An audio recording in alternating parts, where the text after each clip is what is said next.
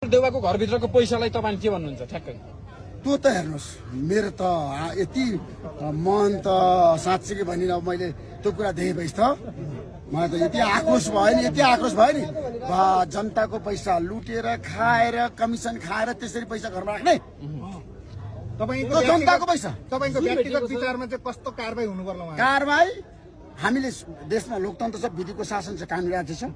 अबको कारबाही भने विधि र प्रक्रिया पुर्याएर हुनुपर्छ। हामीले इन्टरनेसनल कम्युनिटीलाई, विश्व समुदायलाई चाहिँ राम्रो सन्देश दिनुपर्छ। नेपालमालाई विधिको शासन अन्तर्गत कारबाही भइरहेछ भन्ने सन्देश त दिनैपर्छ, किनभने अहिले विश्व पनि त नेपालको हरेक राजनीतिक घटनाक्रममा निकट भएर हेरिरहेछ, वक्तव्यहरू आइरहेछ। नेपालको प्रधानमन्त्रीलाई सबै अन्तर्राष्ट्रिय समुदायले समर्थन गरिसकेको अवस्था छ। त्यसले गर्दाखेरि म अहिले तपाईँलाई यति मात्रै भन्छु, भ्रष्टाचारलाई कारबाही गर्नको लागि पहिला तत्कालै उच्च स्तरीय न्यायिक समिति एकदम क्यापेबल, शक्तिशाली, इमानदार मान्छेको नेतृत्वमा